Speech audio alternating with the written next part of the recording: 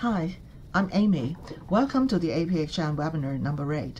The topic is communication skills training, and I am from Hong Kong, and I'm also one of the council member of the APHN. And I think this is a very difficult task to teach communication skills in half an hour. So it will just be an overview of some skills and techniques, and then we can still have about half an hour for some communications.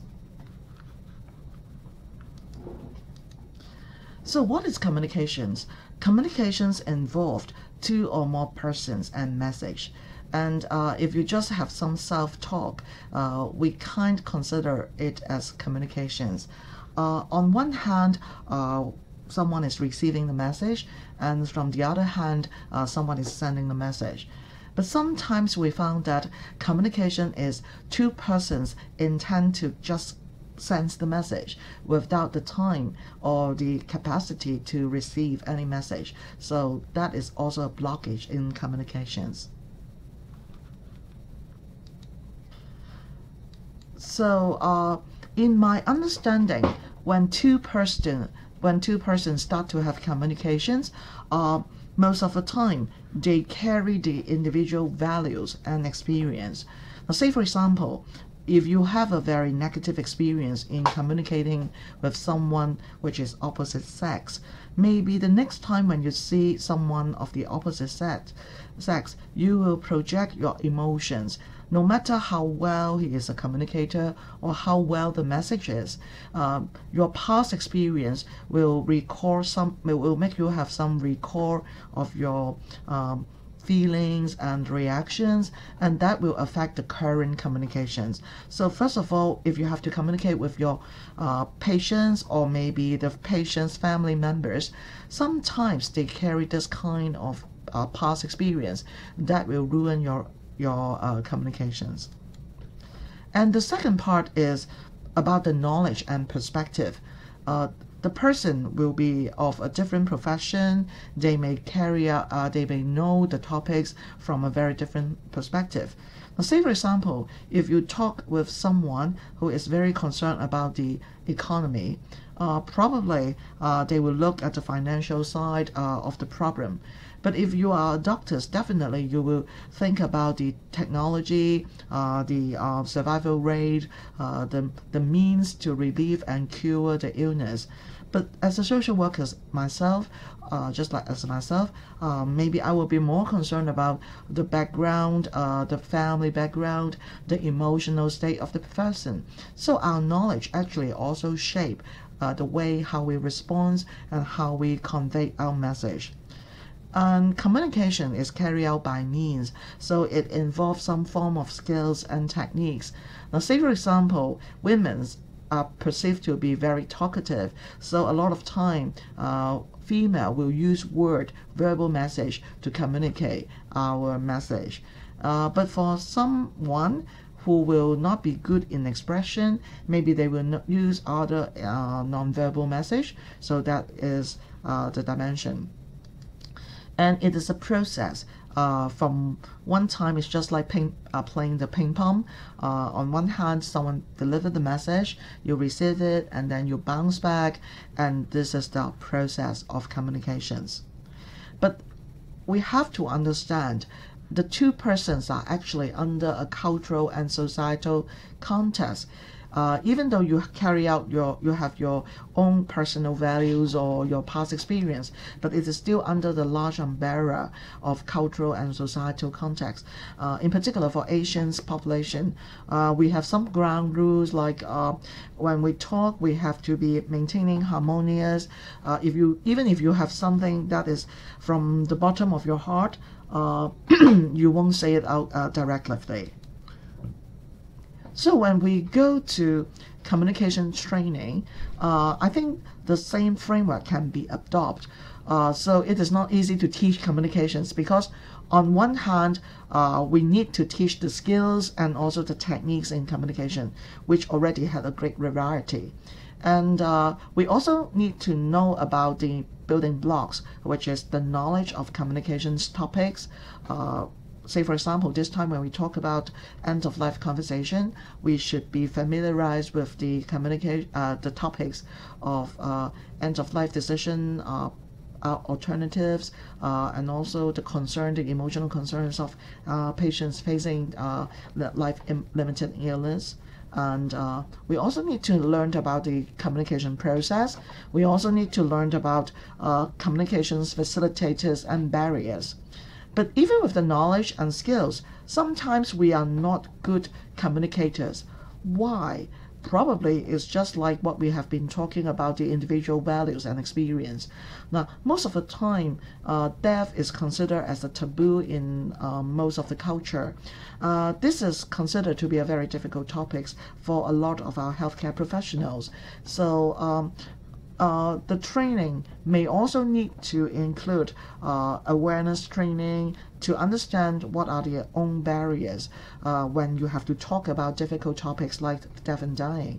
And I have some research on emotional competence, and surprisingly we found that if we loosen the worries and the resistance in talking about the death and dying topics, actually, even without a training in the knowledge topics of death, and also without training or practicing in communication skills, only when your worries are taken away a little bit, then you already show a more competent presentation in both knowledge and skills. So I think in particular for the topics of communications in end-of-life situation, I think the awareness training are very fundamental, and we need to have some space to reflect before we take times to learn the skills and techniques and also the knowledge.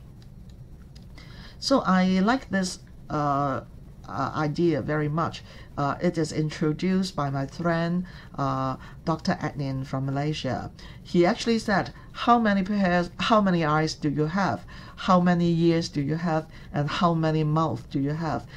I think this is a very simple question, but he postulated one great philosophical thinking. He actually said, if you have 2 ears and 2 eyes, so we should spend more time in seeing and watching others and listening to others' expression rather than speaking with your mouth. So I do think this is a very good insight. A lot of time as a professionals, or even as a mother or as a wife, we tend to talk and talk and talk, and then eventually we don't have the time and space to watch out what are the major concerns of our students, our patients, or maybe our family members. So if you have time, go back home and try. Speak only listening only after listening to 2 statements, or you watch for 2 seconds before you speak. So let's see whether it will help you to understand your partners in a way. And when we go into the context of patients and clinicians' communications, even though if you are equipped with very good communication skills, you have good interpersonal skill, it doesn't guarantee that you have a good patients-clinicians communications, because patients-clinician communications are purposive, and we need to put our patient at the most important position, and it should be purposeful for the well-being of the patient.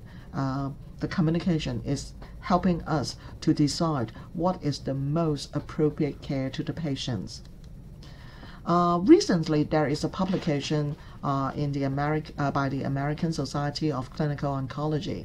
They had a consensus guideline. Now, even though it is not only for the hospice patient, it is for the whole spectrum of oncology patient. But I think it is quite extensive, and it includes some very practical guidelines. But make sure you understand this is just the bottom line.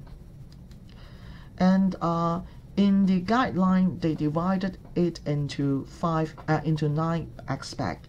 The first one is some comment about core communication skills, which I will spend my next half of my presentation with. So it will match the topic of communication skills training. And they also highlight that discussion the goals of care and prognosis is also one of the important aspects. Discussing treatment options and clinical trials is another one. The fourth one is discussing end of life.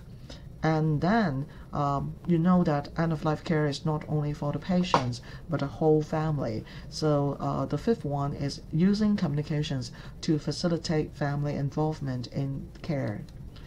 And then they presume communications with patients, in particular those who with cancer, are having a lot of barriers. So they also highlight some aspect of how we can communicate effectively when there are barriers.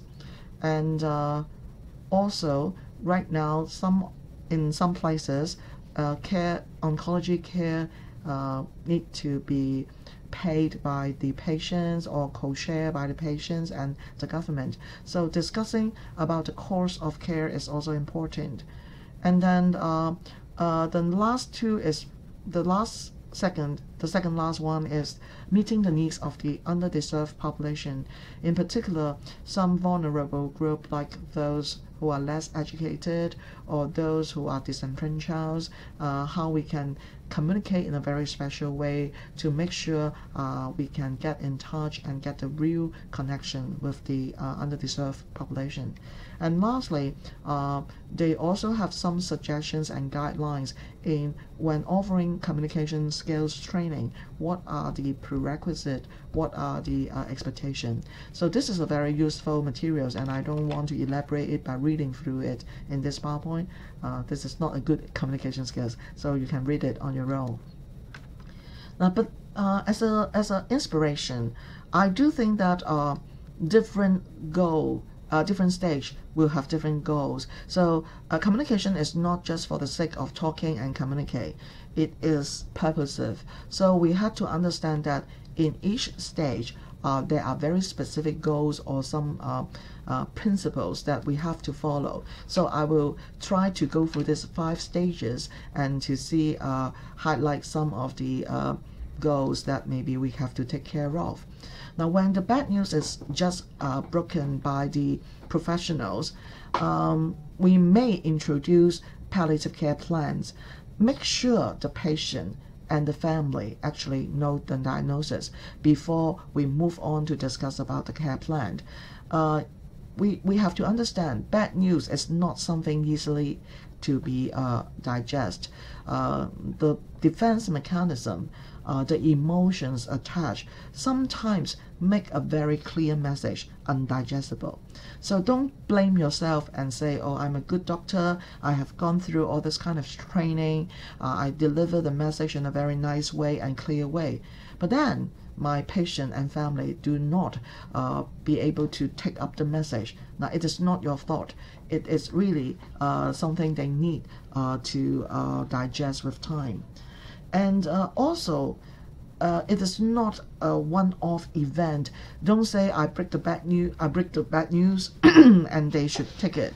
A lot of time, even for nurses and social workers, in the aftermath, they play a strong role. They can ask the patients and the family to understand what they have been told, what they have been heard, and then clarify some of the myths, and then encourage them to seek for further exploration and clarification with the medical team. The next step is also a challenge. Sometimes not all the family members can come to the places to receive the news, and then the other family members may want to know about it. Family do have an important role. It will be good if everyone is getting the information. So I see some cases, they like to videotape the process of breaking the bad news, and they don't need to repeat the news through their mouth, because actually it is a very energy draining and demanding task. And if they can just play back the message delivered by the doctors, and it may help the family members to release a burden. Now, but sometimes this is not only to that level. Family members, out of protection of the patients or other family members, they may request for non-disclosure. And I think it is even more more popular in the Asian culture. They want to protect the patient who are aged, or maybe they can protect the patient, protect the family members who have some other stresses they are concurrently facing.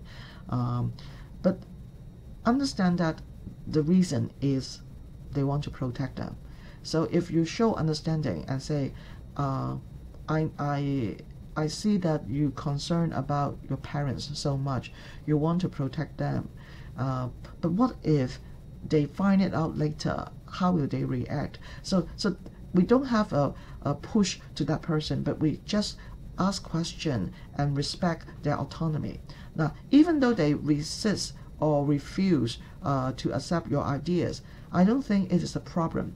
People need time to digest the message. And the more open you are, you give the space, you show your sincerity to their situation. So most of the time, eventually they will be moved. Time actually helps in this dimension. The next stage is when the family knows about it, when the patients know about it and understand it, they will be open to talk about goals of care and option. Conversation at this stage is sometimes considered as very, very hard, difficult and hard choices in medical decision. Actually, with the background and the training and the expertise knowledge in the healthcare area, sometimes we think we know the best. We really want to, just like a salesman, to persuade our patients to take some option which seems to be very logical, seems to be very good. Now, but actually, what we need to do is to think about and listen to the perspective of our patients. Choosing option is not about statistics, even though you have very updated research, you have the evidence, but it is the choice is actually made with the integration of scientific knowledge as well as the patients and the families' values, goals, and preference, which may be developed from past history and past experience. So sometimes if we have a more open mind idea to listen to what they have gone through, have they got any family members who got a very similar diagnosis in the past, and the way they handle in the past, maybe you will understand the situation better. With this understanding, most of the time the patient will be more open to talk about the alternative. And it is also good for us because we use a new lens to see why the patient is resisting. Again, it is not about your competence. It is more related to the personal experience. So if we really want to talk about the goals of care and option, patients' times are also very precious, so we have to be very focused. Just offer the information clearly and precisely about what are the choices, what are the pros and cons, what are the successful rate.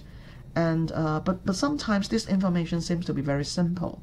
But again, think about someone who is still very emotional, who is overwhelmed by this bad news, who are still concerned about their family. They may not be able to digest all the news. Sometimes if we can have some printed materials, or if we have some very good website, or if we can just draw or write down something when we talk about the options and care, it helps. Because when they go back home, when they are more relaxed and when they are surrounded by all the supportive family members, maybe they will be more easy to read and to understand the different choices, and that will help them. So it is not only about the discussion of the option, the scientific evidence. We have to ask about the values and goals. So these are some examples, the question that may be useful for you to check with your patients and the family. So simple question like, what are most important for you? And then you will see their value orientation. Or maybe you can say, what do you want to do? What are the things that you want to achieve? and what are the things that you are ready to give up? I think this kind of question are very good to let them understand that there are pros and cons, there are trade-off that you need to address. And then also check with, now I understand your values and goals. Do you think any family members will support or against what you have said earlier? So we have to check about the family preference as well. So when the situation is approaching the end of life, it is even become more difficult. And most of the time the focus is surrounded with the goals of care. What are the preference of care, what are the place of care they prefer, what are the place of death they prefer. And sometimes they even talk about the funeral and the body disposal plan. So we have to be very sensitive and to see when is the time they are ready. So a lot of time they use euphemisms to replace the word death or the dying in order to escape from the high intensive emotions. So we have to watch out for the hints and to see when they are ready, we should be ready.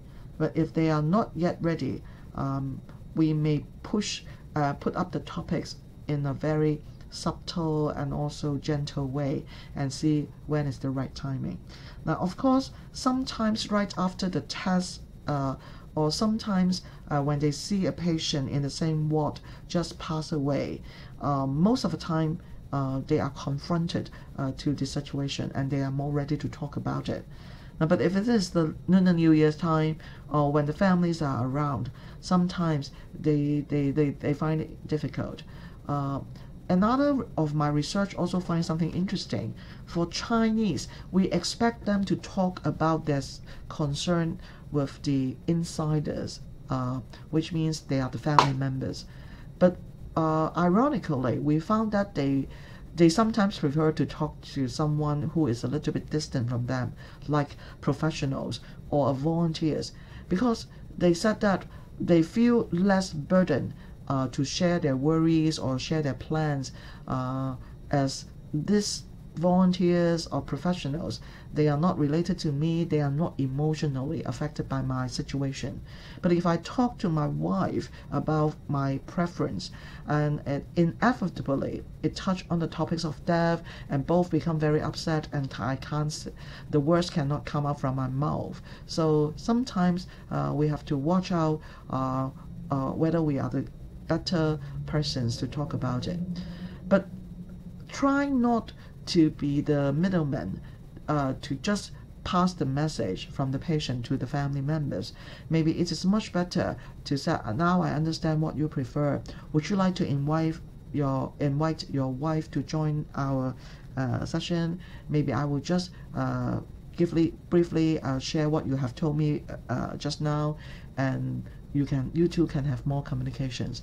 Most of the time it is the initial stage that is difficult, but once the word death, dying is brought up in the conversation, the inertia will keep the topics move on, and even if you are not around, the situation will be okay. And sometimes they prefer some space and privacy, so we have to take care of where is the best place. Now, if the patient eventually die, and if you have to pay visit with the bereaved family, so what can we do? This is also based on my clinical experience. A lot of bereaved person prefer you to talk about the disease rather not to talk about it.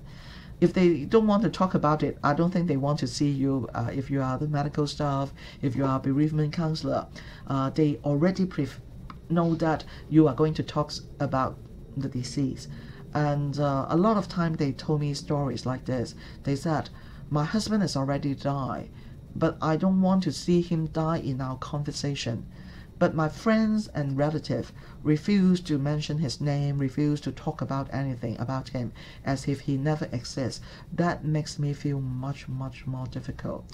So talking about the memory And also, if you can, as a medical staff, if you can give them some information about the death, it can help to handle self-blame or blame.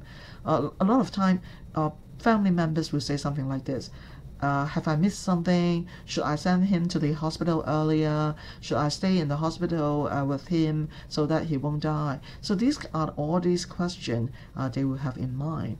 If we can provide a genuine and simple answer to this question, it helps a lot, because you are an authoritative person. If you say something which is of your discipline, I think it helps the patients very much. And then we can also there is another reminder. Bereaved persons, sometimes they worry that they will be cheated by others. So most of the time they are in a very protective mode. They are easily lost of trust. So we need to spend more time to develop the trust. And also, as a bereaved person, they can't pick up very lengthy and complicated message. So what we have to do is to give very simple word. And sometimes they are very sensitive and they are easily irritated by special words. So we have to watch out. If their emotions have some changes, then we have to we will do some assessment and know, oh, this is the sore point, and maybe we should talk about other stuff first. But then when the emotions are a little bit stable, you can share your observation. Like when we mentioned about the A&E experience, I saw your face very upset. Is that reminds you something? So it will open up to a deeper conversation. So as a skills training, I should spend more time in talking about skills and techniques. Now, but since I don't know your background, maybe some of you are very expert in micro skills. But for those who are not receiving training from the psychological and social dimension, I will spend a little bit of time to share about some micro skills, and I hope it will be helpful.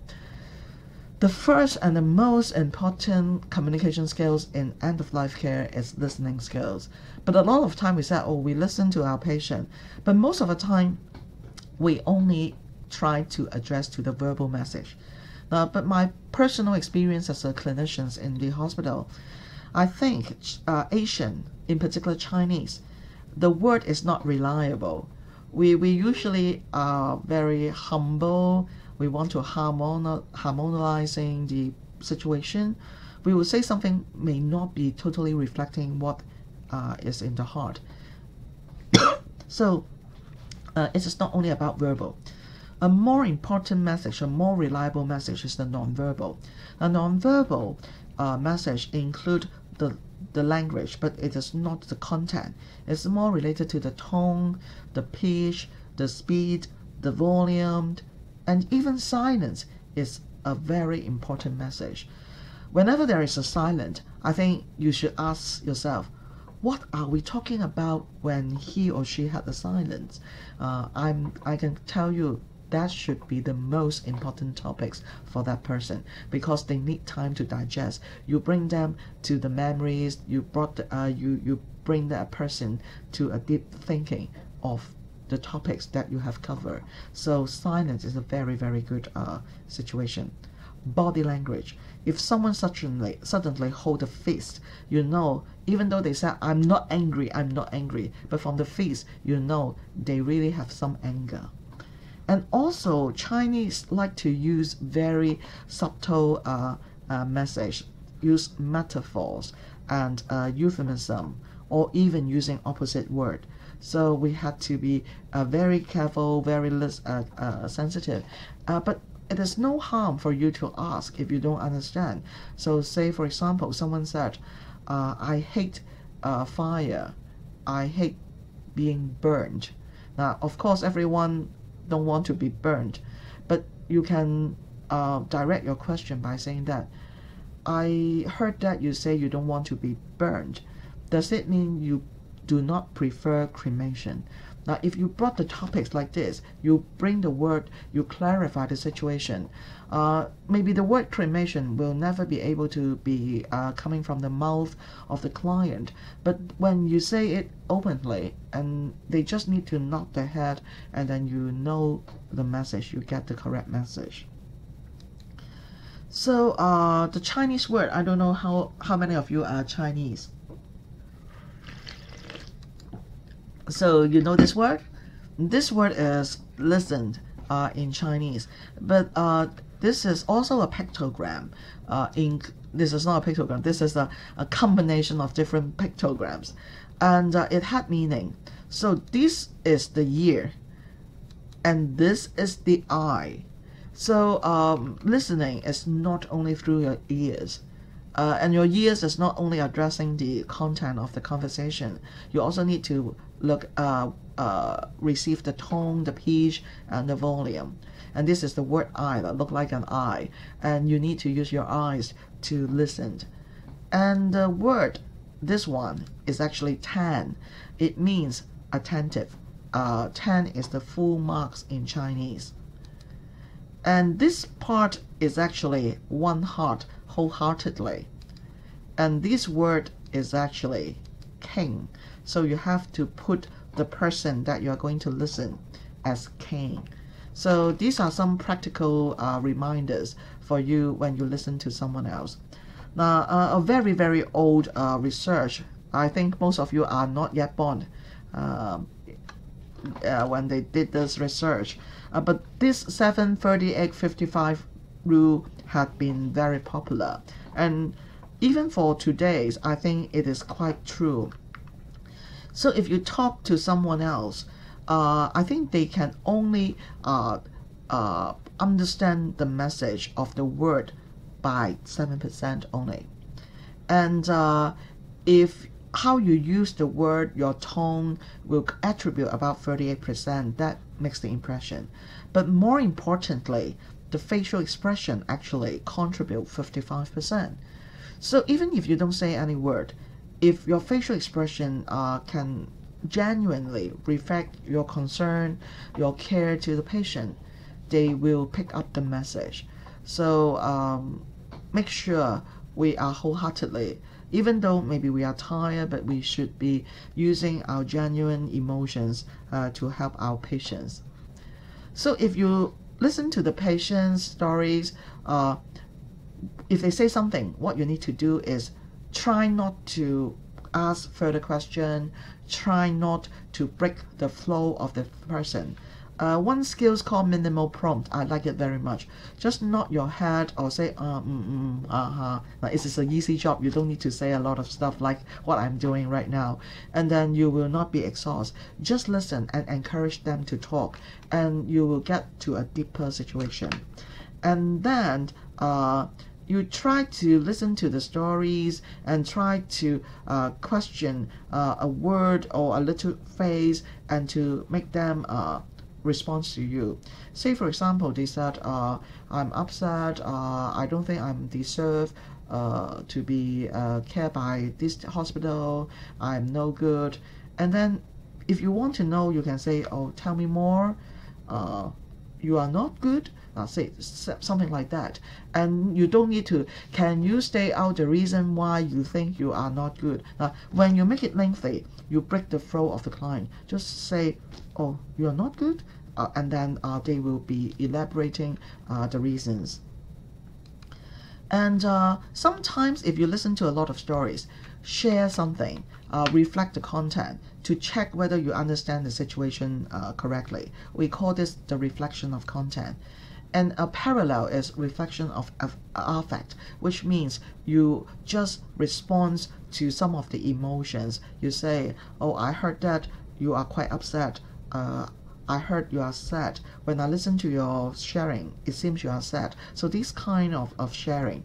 Now, but what if they said, no, I'm not sad, I'm actually angry.